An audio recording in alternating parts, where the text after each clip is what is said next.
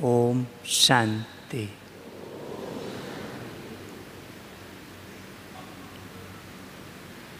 आप सभी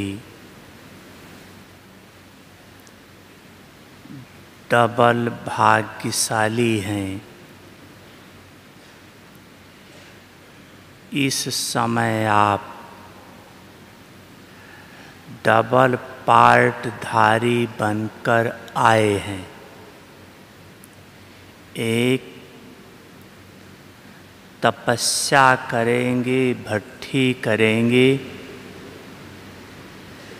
दूसरा दादी जी का स्मृति दिवस भी मनाएंगे। तो डबल पार्टधारी आत्माएं, डबल ताशधारी आत्माएं और डबल बाप दादा के दिल तख्त नशीन आत्माएं हैं। ऐसी आत्माओं को बाप दादा भी देखकर खुश हो रहा है और बाबा कहता, बच्चे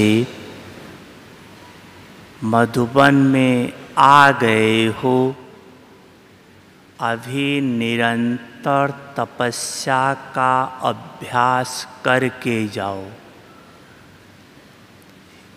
क्योंकि सबको बाबा की याद का अनुभव है,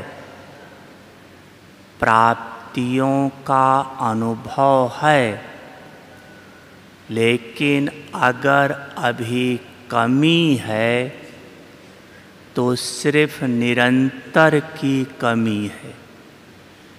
वो अनुभव सदा रहे, एक रस रहे, उसकी कमी है। तो निरंतर हमारा याद का चार्ट बना रहे, इसके लिए आपको भट्ठी में बुलाया गया है। क्योंकि भट्ठी में इष्टा बल भर जाता है, इष्टा शक्ति भर जाती है, जिस शक्ति के आधार से आत्मा पुरुषार्थ की स्पीड पकड़ लेती है। तो आपको भट्ठी का पक्का सबूत मिल जाए, अर्थात आप निरंतर योगी बन जाओ, उसके लिए जो भट्ठी की 4 स्टेजेस हैं, उन चारों स्टेजेस का समय अनुसार अभ्यास करते रहो। भट्ठी में भी बाबा की ही याद है, चारों स्टेज में बाबा की ही याद है, लेकिन कब किस तरह की याद हो, उसकी आवश्यकता है। तो भट्ठी की 4 स्टेजेस हैं, याद, योग, तपस्या और भट्ठी। याद, योग, तपस्या और भट्ठी, इन चारों से 4 प्रकार की प्राप्तियां हैं। और चारों प्राप्तियां जिसने इस ब्राह्मण जीवन में कर ली, वो आत्मा बाप समान बन जाएगी। तो चारों से 4 प्राप्ति है। याद से आत्मा को सुख मिलता है। गायन है, सुमिर सुमिर सुख पाओ, कलह कलेश मिटे तन का। तो याद से सुख मिलता है, योग से विकर्म विनाश होते हैं, तपस्या से राज्य मिलता है और भट्ठी से परिपक्वता आती है, पाप समान बनते। याद से सुख, योग से विकर्म विनाश, तपस्या से राज्य की प्राप्ति और भट्ठी से परिपक्वता अर्थात दृढ़ता आ जाती है, बाप समान एक रस स्थिति बनती है। तो ये चारों से चार प्रकार की प्राप्तियां हैं और चारों आवश्यक हैं। पहला है याद से सुख मिलता है। याद हम चलते फिरते उठते बैठते खाते पीते हर समय कर सकते हैं। तो याद का मुख्य आधार क्या है, जिससे हम आत्मा निरंतर योगी बन जाएं, निरंतर याद में रह जाएं। याद बाबा के बच्चों की रहती जरूर है, लेकिन अभी रहती है, दूसरे सेकंड भूल जाती है। लेकिन निरंतर याद बनी रहे, उसका आधार है बाप के साथ सर्व संबंध साकार में, प्रैक्टिकल में। सर्व संबंध साकार में, प्रैक्टिकल में। जब सर्व संबंध साकार में, प्रैक्टिकल में रखेंगे तो आपकी याद निरंतर बन जाएगी और निरंतर याद वाले को निरंतर सुख की अनुभूति होती रहेगी। जिस सुख का गायन है, अति इंद्रिय सुख। अति इंद्रिय सुख आत्मा को तभी भासेगा जब निरंतर तक पहुँचेंगे तब। क्योंकि याद की भी 3 स्टेजेस है। याद की भी 3 स्टेजेस है। याद करना पड़ता है, दूसरा है याद आती है, तीसरा है याद सताती है। याद करना पड़ता है, याद आती है, तीसरा है याद सताती है। तो जब आपकी याद सताने वाली पहुंच जाए कि जिस याद के बिना आपको चैन ना पड़े, बस जैसे यादगार मीरा को दिखाते भक्ति मार्ग में कि सेकंड भी कृष्ण के बिना नहीं रह सकती थी, ऐसे जब आपकी याद आ जाए कि सेकंड भी बाबा के बिना आत्मा रह नहीं पाए, तब आत्मा को अति इंद्रिय सुख का अनुभव होने लगेगा। जो ब्राह्मणों का जन्म सिद्ध अधिकार है। अति इंद्रिय सुख सिर्फ ब्राह्मणों को है, देवी देवताओं को भी नहीं है। क्यों? क्योंकि सतयुग में शिव बाबा ही नहीं होगा तो अति इंद्रिय सुख कहाँ से होगा? देवताओं को भौतिक सुख है, प्राकृतिक सुख है, लेकिन अति इंद्रिय सुख ये सिर्फ ब्राह्मणों को है। गायन ही है, अति इंद्रिय सुख पूछना हो तो गोपी वल्लभ के गोप गोपिकाओं से पूछो, देवी देवताओं से नहीं, गोप गोपिकाओं से पूछो।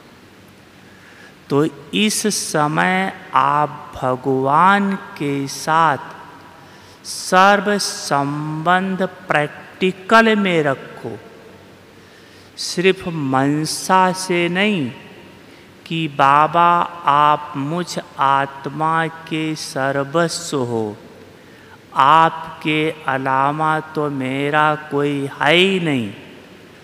योग में ऐसे बाबा से बात करो और जब कर्म क्षेत्र पर आ जाओ तो फिर लौकिक वालों के साथ निभाना शुरू कर दो। फिर माता पिता भाई बहन बंधु सब लौकिक वाले बन जाते। फिर बाबा मेरा माता पिता टीचर गुरु साजन बच्चा जो सब कुछ है वो भूल जाता है। तो आपको बाबा की निरंतर याद बनी रहे, साकार में प्रैक्टिकल में संबंध जोड़ो। साकार का अर्थ ही है सिर्फ मनसा नहीं, लेकिन प्रैक्टिकल कर्म में। जैसे आपका लौकिक बच्चा है या परिवार का कोई सदस्य है आपका,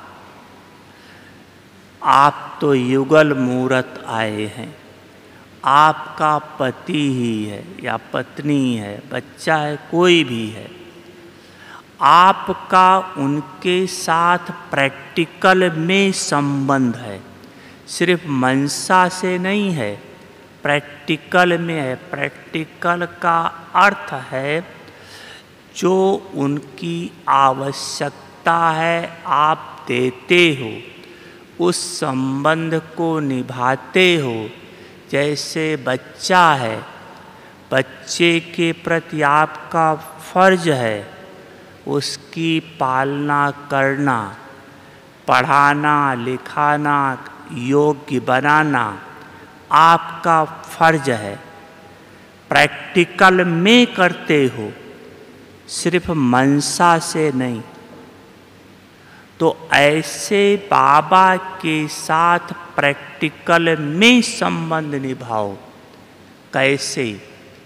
जैसे देखो आप बच्चे का संबंध है, आप बच्चे को स्कूल भेजते हो तो बच्चे को यूनिफॉर्म जो स्कूल का ड्रेस होता है वो सिलाई करा के देते हो या नहीं देते हो?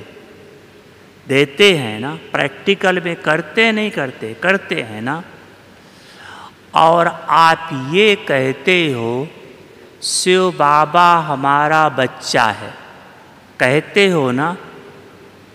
तो जब शिव बाबा आपका बच्चा है और लौकिक बच्चे के लिए आपने प्रैक्टिकल में ड्रेस सिलाई, क्या उस समय आपको संकल्प आया कि बाबा हमारा बच्चा है, इसमें बाबा का भी हिस्सा है? निकाला बाबा का हिस्सा? तो प्रैक्टिकल में आपने संबंध किसके साथ निभाया?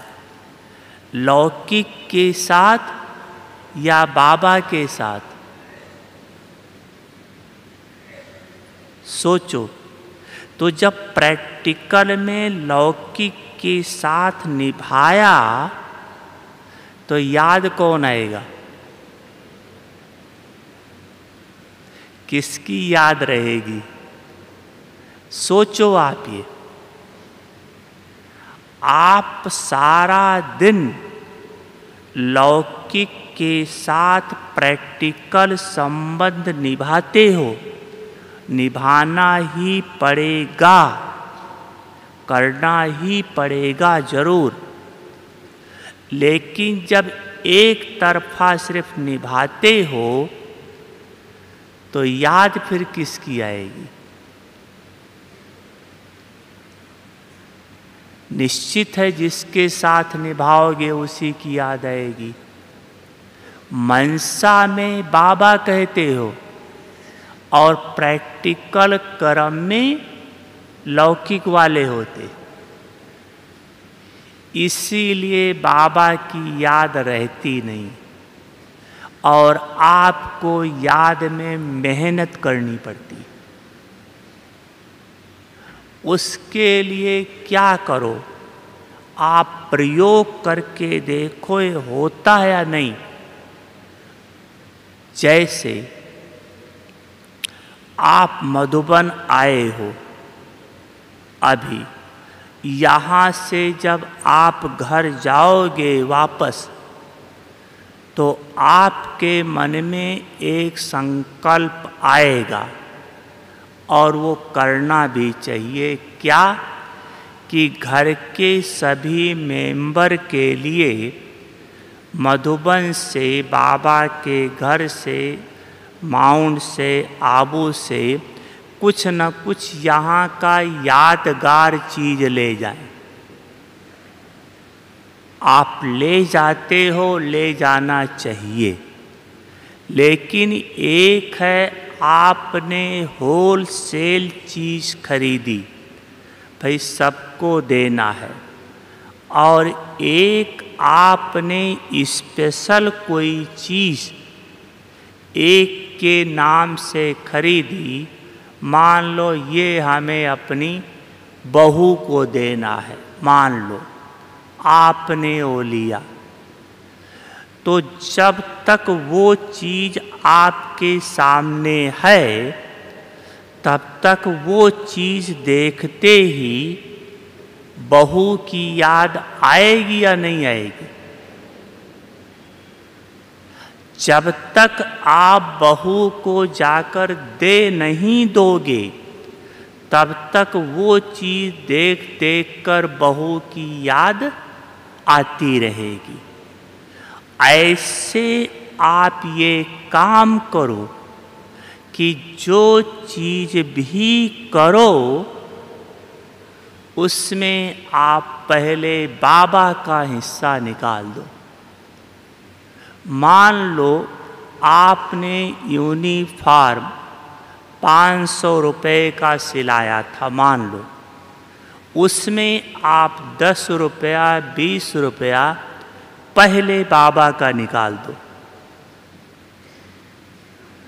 और वो जो आप पहले बाबा का निकालोगे तो जब तक वो रुपया आपके हाथ में रहेगी बाबा की याद आती रहेगी या नहीं? सोचो। याद करना नहीं पड़ेगा, याद आती रहेगी जब तक आप सेंटर पर ले जाकर नहीं दे दोगे। ऐसे आप कुछ भी करो, सब्जी लेते हो बाबा का हिस्सा पहले निकाल दो।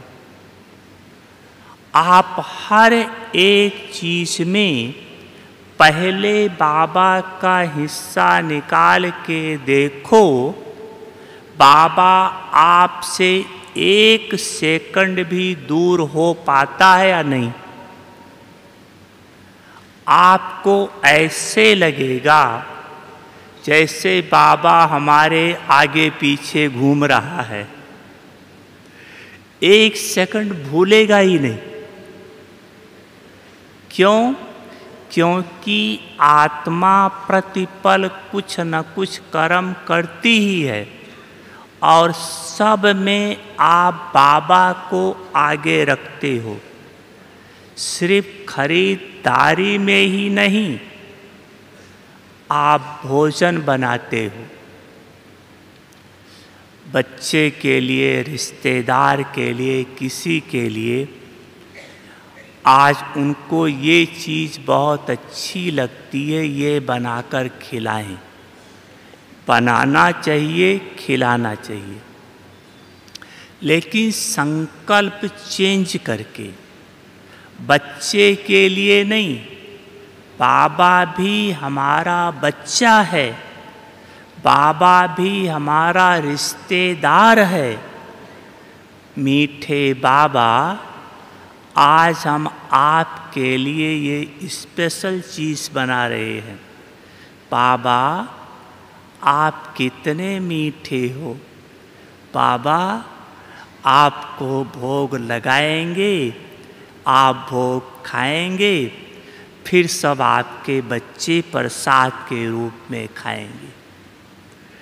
चीज़ वही बनाई है, इतनी टेस्टी बन जाएगी और खाने वाले का हृदय शुद्ध हो जाएगा।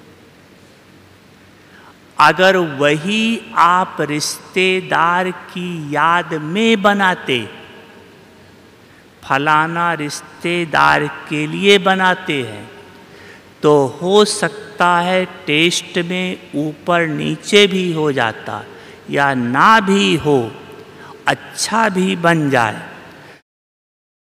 तो खाने के बाद रिश्तेदार क्या कहता? आज भाभी जी ने बहुत अच्छा खाना बनाया है, बहुत टेस्टी बनाया है। उनका बुद्धि योग आप में लटका और आपने उनकी याद में बनाया, आपका बुद्धि योग उनमें लटका, दोनों भगवान से दूर हो गए।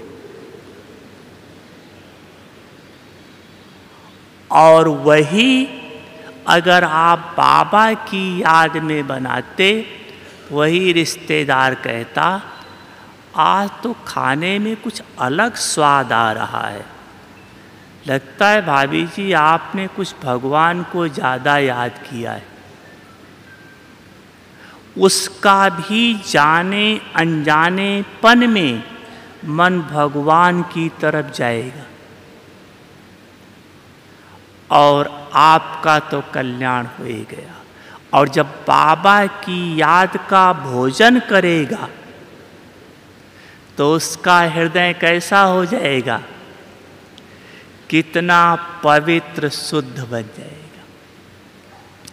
तो दो बात आज से पक्का कर लो। सर्व संबंध प्रैक्टिकल में, साकार में, ये बहुत पक्का करो। इसके बिना आप बाबा को निरंतर याद कर नहीं पाएंगे। आप सोने जाते हो, ऐसे नहीं सो जाओ। बिस्तर लगा दो, फिर 1 सेकंड, 1 मिनट बाबा का आवाहन करो। मीठे बाबा, आ जाओ, आपके लिए बिस्तर लगा दिया है। बाबा है, आपका ही तो बिस्तर है। आप बाबा आ जाओ, बिस्तर पर सो जाओ। हम भी आपकी गोद में मीठे बाबा विश्राम कर रहे हैं। बाबा को बुला लो, भगवान का है, भगवान की गोद में सो जाओ। देखो नींद कैसी होगी, कितना सुखदाई नींद होगी वो। हर कदम में पहले बाबा करो। क्लास पूरा होता है, आप उठते हो, ऐसे तुरंत नहीं उठ पड़ो। 1 सेकंड लगाओ, बाबा क्लास पूरा हुआ, अब चलो, आप भी चलो, हम भी चलते। चाहे बाबा की उंगली पकड़ लो, चाहे बाबा को उंगली पकड़ा दो, साथ में चल पड़ो। हर कर्म में पहले बाबा को आगे रखो, कुछ भी करो, इससे कर्म श्रेष्ठ होगा, बाबा की याद बनी रहेगी और आपके पास तो दुआओं का भंडार लग जाएगा। बहुत फायदा है। और जहाँ इतनी श्रेष्ठता आई, सोचो आत्मा को कितना सुख मिलेगा।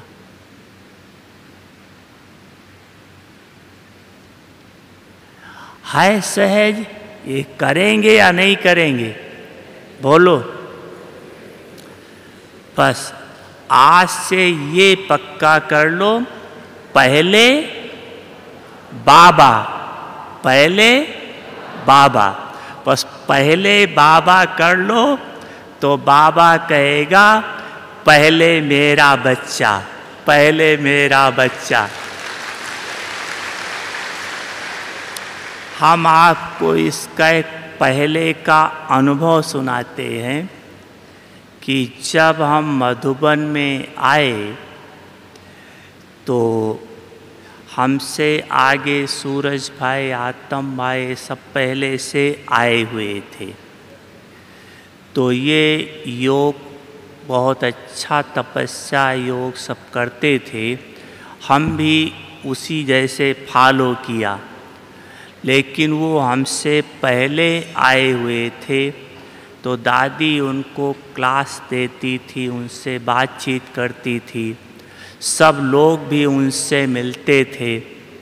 मेरे से कोई मिलता ही नहीं था। तो मेरे मन में आता था कि मैं भी इतना योग करता हूँ, मैं भी इतना योग करता हूँ, क्यों नहीं मेरे से कोई मिलता है? क्यों नहीं दादी मुझे बुलाती है? तो ये अंदर संकल्प बहुत चल रहा था। तो ये 72 की बात है। तो उस समय बाबा से मिलना बहुत सहज था। 40-50 की पार्टी आती थी बस, और 40-50 की पार्टी में 3 बार बाबा को आना होता था, एक दिन छोड़कर एक दिन। अब 40-50 में 3 बार में बाबा को मिलना है, तो सोचो कितना होता होगा। तो किसी से कभी जाकर कोई बाबा से मिल सकता था, कोई मना नहीं था।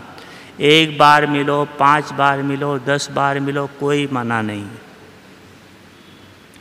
तो हम बाबा से जाकर बोला, बाबा आप कहते हो मान शान की इच्छा नहीं रखो, बाबा ये इच्छा जाती नहीं है, क्या करूं? मैं बहुत मन में संकल्प लाता हूँ कि ड्रामा में जो हमारा पार्ट है वो होकर रहेगा। कल पहले बाबा ने हमें आगे बढ़ाया है, बढ़ा देगा। बाबा बहुत पॉइंट लगाता हूँ, लेकिन फिर भी ये संकल्प आता है। तो बाबा ने कहा क्या मान शान चाहिए क्या? मैंने कहा हाँ बाबा चाहिए। तो बहुत सुंदर बात बाबा ने बताई थी। बाबा ने एक बात यही कही थी कि आप हर बात में बाबा को आगे रखो, बाबा आपको आगे स्वतः ही कर देगा। ये सब के लिए है। हर बात में बाबा को आगे रखो, अर्थात बाबा की याद और बाबा की श्रीमत, ये 2 चीज। श्रीमत पर चलना है, याद में रहकर कर्म करना है, तो ऑटोमेटिक आप सबसे आगे हो जाएंगे। तो याद से आत्मा को सुख मिलता है। दूसरा है योग से विकर्म विनाश होते हैं। याद संबंध के आधार से साकार में है और योग से विकर्म विनाश होते हैं। अब योग लगाने का आधार है आत्मा समझकर परम आत्मा को याद करना, विकर्म विनाश होंगे। क्योंकि योगी को हमेशा गुफा में दिखाते, योग गुफा में करते हैं, सन्यासी झोपड़ी में रहते हैं, ऋषि मुनि झोपड़ी में जंगल में रहते हैं, लेकिन योगी गुफा में रहते हैं। गुफा अर्थात जहाँ ना किसी से मिलना, ना जुलना, ना कोई नहीं, बस एक वो, एक परमात्मा।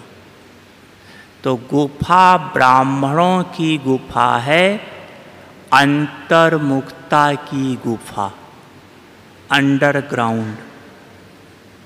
अंतर्मुखता अर्थात आत्मा के बारे में संकल्प करना, आत्मा को मन की आँखों से देखना और दूसरे को भी आत्मा समझ करके ही सोचना और आत्मा का पिता परमात्मा उसको याद करना, उसको देखना और परमात्मा के दिए हुए ज्ञान के बारे में चिंतन करते रहना, इसको कहा जाता है अंतर्मुखी।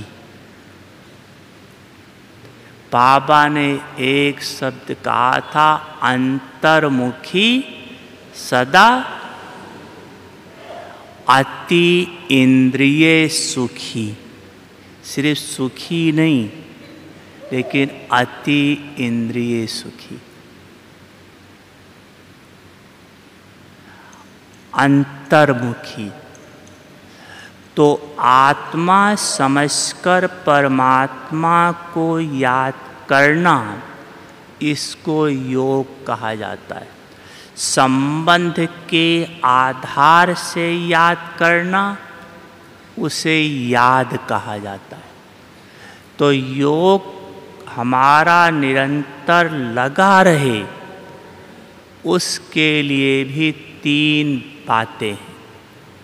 तो 3 बातें प्रैक्टिकल में ले आओ तो आप निरंतर योगी बन जाएंगे। 1, अशरीरी होने का अभ्यास। जितना आप आत्मक स्वरूप में टिके रहेंगे, उतनी देर ही परम आत्मा की याद रहेगी। तो पहली बात, निरंतर आत्म अभिमानी स्थिति। दूसरी बात, बाबा ही हमारा संसार है।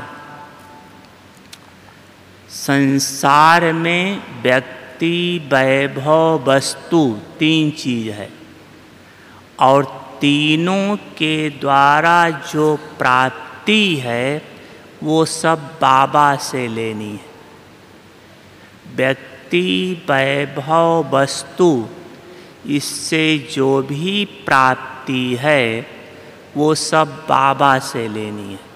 इसको कहा जाता है बाबा ही हमारा संसार है। और तीसरा है बाबा से सच्चे दिल का प्यार। सच्चे दिल का प्यार, सिर्फ प्यार नहीं, सच्चे दिल का प्यार, ये तीन बातें हों तो आप निरंतर योगी बन सकते हैं। सच्चे दिल का प्यार किसे कहा जाता है? बाबा तो मुरली में कहता है, बच्चे प्यार में सब बच्चे पास हैं, लेकिन सच्चे दिल में नंबर वार। और गायन है, सच्चे दिल पर साहब राजी, सच्चे दिल पर साहब राजी। तो सच्चा दिल किसे है या सच्चा प्यार किसे कहते हैं? प्यार की तीन स्टेजेस है। प्यार की भी तीन स्टेजेस है। प्यार, प्रेम, स्नेह। प्यार, प्रेम, स्नेह। क्या कहेंगे? तीनों में अंतर है, तीनों एक ही है? प्यार, प्रेम, स्नेह।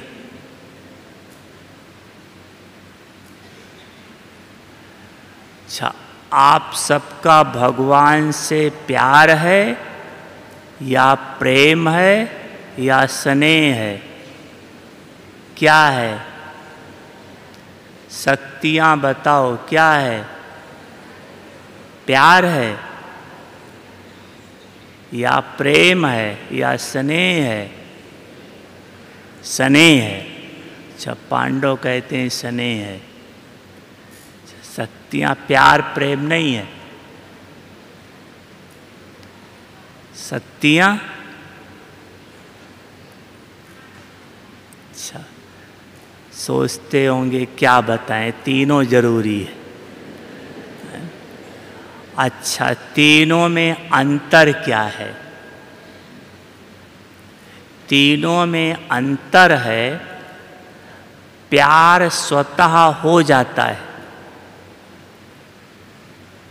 प्रेम करना पड़ता है, स्नेह निभाना पड़ता है।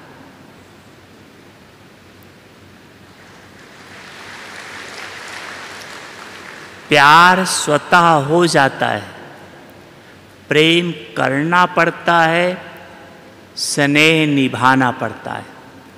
जैसे जब आप पहले दिन बाबा के घर में आए तो हो सकता है आपके साथ कुछ लोग और आए हों या हो सकता अकेले भी आए हों आप। लेकिन जब आप बाबा के घर में आए, कुछ लोगों के साथ आए, तो बाबा का परिचय मिला और बाबा से जो प्राप्तियां होगी वो आपको बताई गई। तो जैसे बाबा के द्वारा प्राप्ति का पता पड़ा कि हमें ये भगवान से मिलता है, तो उससे प्यार तुरंत जुट गया। हाँ, हमें ये लेना चाहिए, मन में आया, लेना चाहिए भगवान से, क्योंकि बिना प्राप्ति के प्यार होता नहीं है। आप लौकिक में भी देख लो, आपका बच्चा आपको बहुत प्यार करता हो, बहुत प्यार करता हो, लेकिन आप उसको अपनी प्रॉपर्टी से अलग कर दो, देखो कितना प्यार करेगा। बिना प्राप्ति के प्यार नहीं है। तो जैसे भगवान से प्राप्ति का पता पड़ा तो प्यार जुट गया, क्योंकि प्यार स्वतः होता है, मेहनत नहीं करनी पड़ती, अपने आप जुट जाता है। चाहे प्राप्ति के आधार से या दुनिया में किसी भी कारण कुछ न कुछ प्राप्ति है, चाहे रूप रंग की है, चाहे धन की है, चाहे कुछ भी है, प्राप्ति है तभी प्यार जुटता है। तो जो स्वतः जुटता है वो टूटता भी स्वतः है, वो ज़्यादा दिन चलता नहीं है। जैसे देखो दुनिया में क्या कहते हैं, लव मैरिज, पता नहीं क्या कहते हैं, तो जो करते हैं तो टूटता भी बहुत जल्दी है, क्योंकि ठहरता नहीं है। लेकिन जब आप बाबा के घर में आए, बाबा का परिचय मिला, प्राप्तियों का पता पड़ा, तो आप आने लगे, कोर्स करने लगे। तो जब कोर्स करने लगे तो आप प्यार से कदम आगे बढ़ाया, प्रेम की तरफ पुरुषार्थ आगे बढ़ा। और जो आपके साथ आए थे 4-5, वो धीरे धीरे टूटते गए, क्योंकि प्यार स्वतः होता है, अपने आप टूट भी गया। लेकिन भाग्यशाली थे आप जो टिके रह गए। फिर आपने भगवान के साथ प्रेम का संबंध जोड़ लिया। प्रेम का संबंध जोड़ना अर्थात जब आपको कोर्स दिया गया, मुरली सुनना शुरू किया, बहनों ने धारणा की बात बताई, और जैसे आपने उसको अपनाया, फाइटिंग शुरू हो गई। परिवार में, समाज में, इधर उधर लड़ाई झगड़ा शुरू हो गया, पेपर आना शुरू हो गया, परेशानी आना शुरू हो गई, अपने पुराने संस्कार उछलने शुरू हो गए। तो जब चारों तरफ से आत्मा परेशान होने लगी, तो कुछ समय तो अपने ज्ञान योग की शक्ति से समस्याओं पर तो विजय पाती गई, लेकिन कोई कोई समस्या इतनी विकराल बन गई कि वो कोशिश करते हुए भी नहीं हल कर पा रही थी। तो बहुत दिल भर के सच्चे दिल से बाबा को अपनी समस्या बताई, बाबा मेरे सामने विघ्न बहुत, बाबा आप कुछ करो। तो जैसे सच्चे दिल से बताई, बाबा के कमरे में जाके वहाँ बैठ के, और बाबा की मदद मिल गई, आपकी समस्या खत्म हो गई। है अनुभव या नहीं? सबको होगा। समस्या खत्म हो जाती है। तो जब समस्या खत्म हुई, तब आपके मन में संकल्प आने लगा, बाबा अब कुछ भी हो जाए, मैं आत्मा आपका हाथ छोड़ने वाली नहीं हूँ। अब चाहे सारी दुनिया एक तरफ हो जाए, अब बाबा मैं आपकी रहूँगी, आपके श्रीमत पर चलूँगी। प्राण चला जाए बाबा आपको नहीं छोड़ूंगी। इसको कहा जाता है प्रेम से स्नेह की तरफ कदम बढ़ाना। तो जब स्नेह की तरफ कदम बढ़ाया, तो स्नेह में आपको स्नेही के पसंद का करना पड़ता है। स्नेह अर्थात स्नेही के पसंद का करना, तो उसमें आपको खुद का बहुत त्याग करना पड़ता है, बलिदान देना पड़ता है। कमियों कमजोरियों का, बुराइयों का, समाज के रीत रस्मों का, बहुत चीज़ का बलिदान देना पड़ता है। तभी कहा गया है खुदा को प्यारी है कुर्बानी। वैसे आज बकरीद है, वो लोग बकरा काटेंगे, लेकिन कुर्बानी ये है।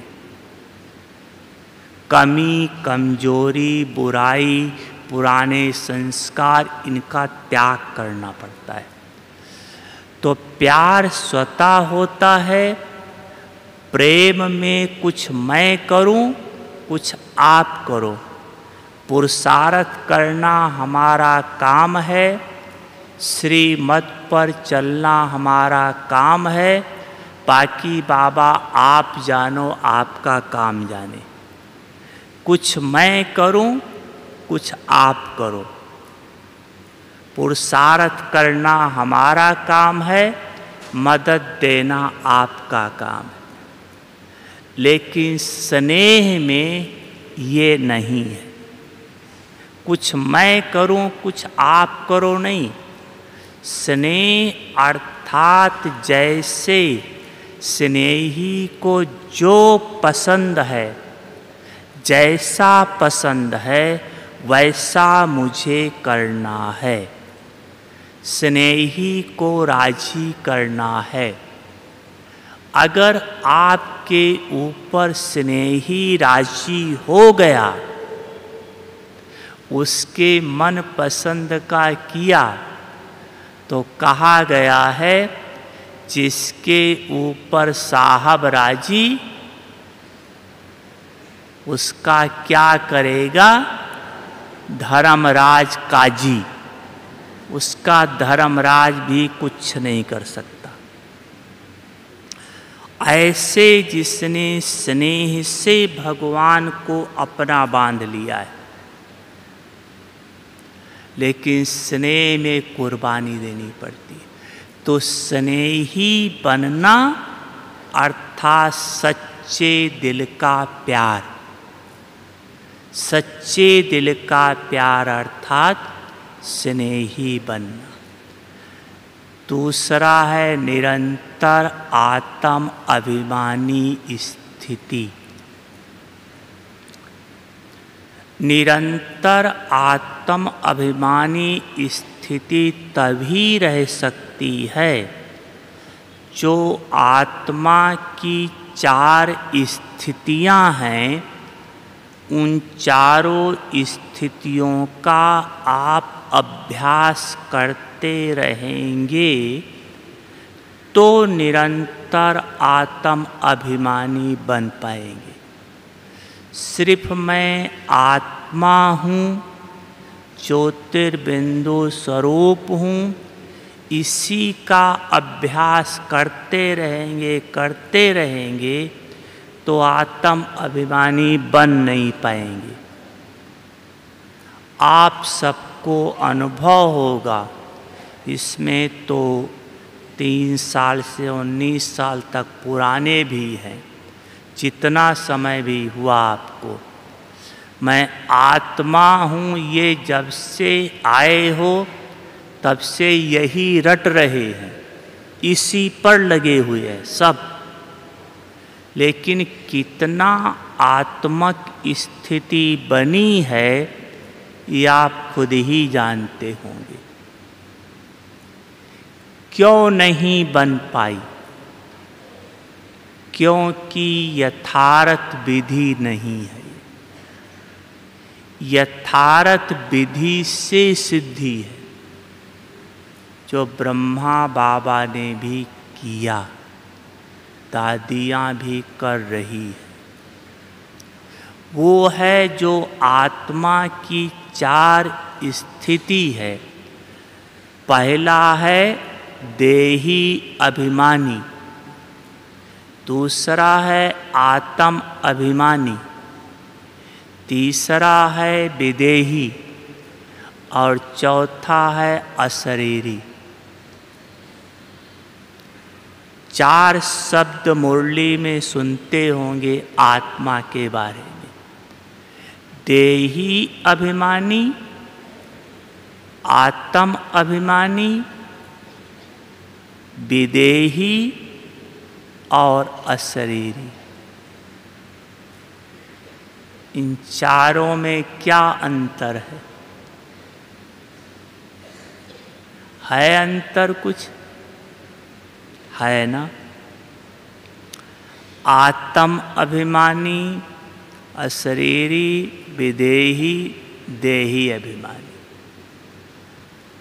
पहला है देही अभिमानी। देही अभिमानी आत्मा अर्थात आप हर कर्म करते हुए आत्मा कर्म इंद्रियों का आधार लेकर कर्म कराए। मैं आत्मा इन कर्मेंद्रियों के द्वारा ये कर्म कर रही हूँ। आत्मा सिर्फ इंद्रियों का आधार लेकर कर रही। इसको कहा जाता है देही अभिमानी। देह का आधार लिया हुआ है, क्योंकि कर्म बिना देह के हो नहीं सकता। तो आधार तो देह का लेना ही पड़ेगा। तो आधार ले करके कर्म कर रही हूँ, लेकिन हूँ इस देह से न्यारी। मैं हूँ असल में ज्योतिर्बिंदु स्वरूप आत्मा। तो आत्मक स्वरूप में टिककर इन कर्मेंद्रियों के द्वारा कर्म करना। लेकिन ये है कर्म करते हुए देही अभिमानी।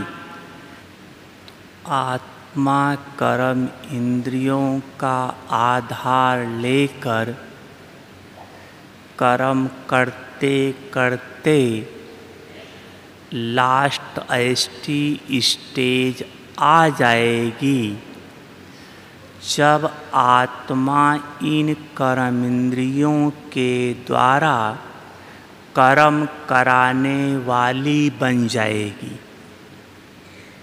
फर्स्ट है कर्मेंद्रियों का आधार लेकर कर्म करना, लेकिन लास्ट स्टेज है कर्म इंद्रियों को मालिक बन करके कर्म इंद्रियों से कर्म कराना। तो इसकी भी दो निशानी है। न्यारे बनकर कर्म करने की निशानी है कमल का फूल। प्रवृत्ति में रहते हुए न्यारा, कीचड़ में रहते हुए न्यारा। लेकिन आत्मा एकदम उपराम अवस्था में है। कर्म इंद्रियों से भी कर्म कराती है। एकदम न्यारी उपराम अवस्था है। उसकी निशानी है गुलाब का फूल, गुलाब का पुष्प। गुलाब के फूल की 3 विशेषता होती है जो और किसी फूल में नहीं है। इसीलिए उसको फूलों का राजा कहते हैं। 3 विशेषता है। पहली विशेषता है, आपने गुलाब का फूल देखा होगा, जब पूरा खिल जाता है, कंप्लीट खिल जाता है, तो उसके सारी पंखड़ियाँ झड़ जाती है, गिर जाती है। देखा है ना ये सब? और किसी फूल में गिरती नहीं है, सूख जाती हैं लेकिन गिरती नहीं है, इसकी गिर जाती। अर्थात सब कुछ काम करते हुए, सबके साथ रहते हुए, लेकिन सबसे न्यारा। सब जैसे मेरे लिए कोई है ही नहीं। तो जब सब पंखड़ियाँ झड़ जाती हैं तो बीच में बचता है, आपने देखा होगा, इतना फूल सा बचता है जिसको बूर कहते हैं। बूर अर्थात सिर्फ आत्मक स्थिति, सिर्फ आत्मक स्थिति। दूसरा स्थिति है शरीर भी नहीं, सिर्फ आत्मक स्थिति। शरीर से भी उपराम मैं हूँ ही आत्मा, ये शरीर भी नहीं है, इतना उपराम। और तीसरी विशेषता है, दूसरी विशेषता, आपने देखा होगा कि जो गुलाब का फूल होता है, इसमें कभी भंवरा नहीं बैठता है। कोई कीड़े गुलाब के फूल पर नहीं बैठते, और फूलों पे भंवरा बैठता है, लेकिन गुलाब के फूल पर नहीं। आज तक किसी ने सुना है कि गुलाब के फूल की शहद भी बनती है? सभी फूलों की शहद है, मक्खियाँ बैठती हैं, गुलाब पर नहीं। अर्थात सबके साथ रहते हुए, सब कर्म करते हुए, लेकिन ना मैं किसी का ना कोई मेरा, मैं सबका हूँ, सब मेरे। ना मैं किसी का ना कोई मेरा, मेरा तो एक शिव बाबा, और सब मेरे, क्योंकि सब शिव बाबा के बच्चे हैं। सब मेरे और मैं सभी का, क्योंकि बाबा सभी का है।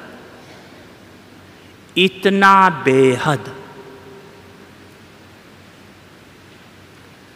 ये विशेषता गुलाब के फूल की होती है। इसको कहा जाता है उपराम। जैसे देखो,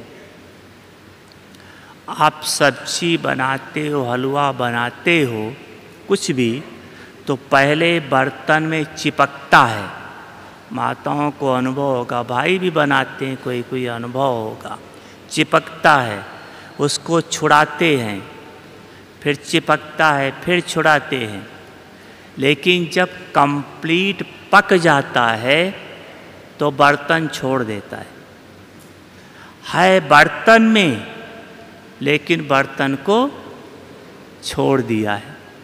तो एक बार एक क्लास करा रहे थे, तो एक ने पूछ लिया कि भाई साहब, आजकल तो ऐसा बर्तन आ गया है जिसमें चिपकता ही नहीं है, क्या कहते हैं, जो भी हो, मतलब उसमें चिपकता नहीं है। तो हमने कहा बिल्कुल सही बात है, बाबा ने ये उदाहरण तब दिया था जब ज्ञान शुरू हुआ था। अब तो ज्ञान इतना परिपक्व हो गया है, इतना बेहद में हो गया है, इतना एग्जाम्पल सैंपल सामने हो गए हैं कि अब तो कहीं चिपकना ही नहीं चाहिए, अब तो कहीं भी नहीं अटकना चाहिए। इतना ज्ञान स्पष्ट हो चुका है। तो आत्म अभिमानी स्थिति निरंतर बनाओ तो आपका योग निरंतर लग जाएगा। तो पहली बात थी, आपको बताया था, देही अभिमानी। दूसरी है आत्म अभिमानी, अर्थात जब आप योग में बैठते हो तब आत्मा को इस कर्म इंद्रियों की ज़रूरत नहीं है। आत्मा कोई शरीर छोड़ती नहीं है, कर्म इंद्रियों की सब क्रियाएं स्वतः चलती रहेंगी। आपको ध्यान देने की ज़रूरत नहीं है, वो तो स्वतः चलेगी।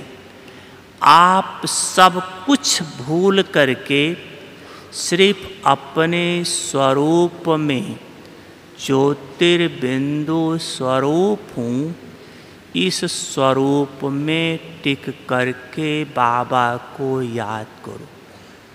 योग में टोटल आत्म अभिमानी, सिर्फ आत्मक स्वरूप में टिक कर याद करो। यह है आत्म अभिमानी। इस विधि से योग। और तीसरी बात थी कौन सी? विदेही। विदेही अर्थात जब आप बैठे हो, चल फिर रहे हो, कर्म कर रहे हो, तो आप किसी न किसी सोमान में रहो। सोमान में रहकर कर्म करो, क्योंकि जैसा सोमान होगा वैसे स्मृति होगी, फिर वैसी दृष्टि वृत्ति कृति स्वतः बन जाएगी।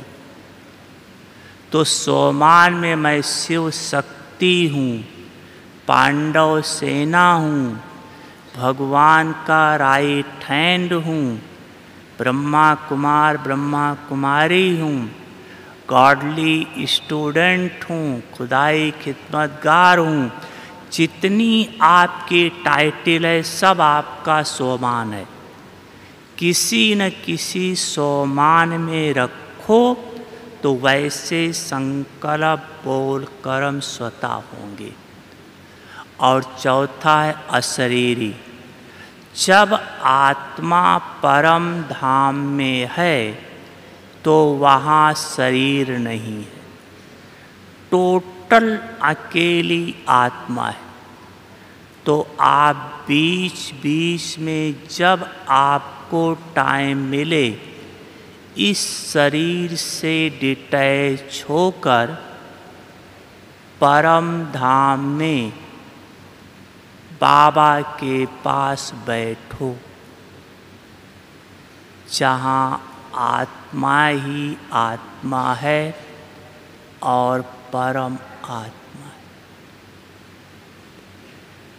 बाबा के पास कुछ देर बैठने का अभ्यास करो। जब कंटिन्यू कुछ देर बैठ जाओ, तो बाबा ने तो एक मुरली में कहा था, अगर 5 मिनट ऐसे एकाग्र हो जाओ कंटिन्यू, तो 1 जन्म का पाप खत्म हो जाएगा। इतनी पावरफुल स्थिति है। ये अभ्यास अंत में शरीर छोड़ते समय बहुत मदद देगा, पास विद आनर बना देगा। अष्ट में आ जाओगे अगर इस तरह से शरीर छूटा तो आत्म अभिमानी स्थिति बना लो, तो निरंतर बाप की याद रह जाएगी, योगी बन जाएंगे। आपने इतनी देर योग किया था पहले, आपके विक्रम विनाश हुए या नहीं हुए ये आपको कैसे पता पड़ेगा कि हमारे विक्रम विनाश हुए हैं या नहीं हुए हैं, या कितने % हुए हैं, ये आपको पता पड़ा? या आप ये सोचते हो योग करना हमारा काम है, बाकी बाबा जाने, बाबा का काम जाने? ऐसा बाबा जाने राइट है, लेकिन पाप किसने किया है? हमने किया है। भस्म किसको करना है? हमें ही करना है। तो हमें भी तो पता पड़े भी कितना बाकी है। तो कैसे पता पड़ेगा आपका कितना % विक्रम विनाश हुआ है? उसकी विधि बाबा ने बताई थी, चेक करने की विधि, कि जब आप योग में बैठे, जितनी देर भी बैठे, 5 मिनट, 10 मिनट, आधा घंटा, जितनी भी देर बैठे, अगर आपके विक्रम विनाश हुए हैं तो क्या होगा? जब आपका योग पूरा होगा, योग पूरा करोगे, तो आपके मन में एक ही संकल्प आएगा। क्या? कि और बाबा को याद करें, और बाबा को याद करें, और बाबा को याद करें। ना बोलने का मन कहेगा, ना इधर उधर देखने का मन कहेगा, ना हिलने डुलने का मन कहेगा। सिर्फ एक ही संकल्प आएगा, और बाबा को याद करें। तो जितना ज़्यादा मन की खींच हो रही है, उतना ज़्यादा आपके विक्रम विनाश हुए हैं। जैसे बाबा मुरली में सुनाता है कि जितना लोहे से जंग उतरता है, उतना चुंबक खींचता है उसे। तो जितना जंग उतरेगा, उतना चुंबक बाबा खींचेगा। तो आपकी जितनी ज़्यादा मन की खींच बाबा के पास हो रही है, उतना समझो आपके विक्रम विनाश हुए। अगर योग के बाद मन की खींच नहीं है, तो समझ लो हम बैठे कितनी भी देर थे, लेकिन विक्रम विनाश नहीं हुआ। विक्रम विनाश करने के पुरुषार्थ में थे, लेकिन हुआ नहीं। तो ये अभ्यास करो कि सब कुछ भूल जाए, बस बाबा में अगर 1 मिनट भी टिक जाओ, तो आधा घंटा तक तो इतनी खींच रहेगी कि और कुछ अच्छा नहीं लगेगा। लेकिन कब? जब आत्मक स्वरूप में टिककर बाबा को याद करोगे तब। ठीक है?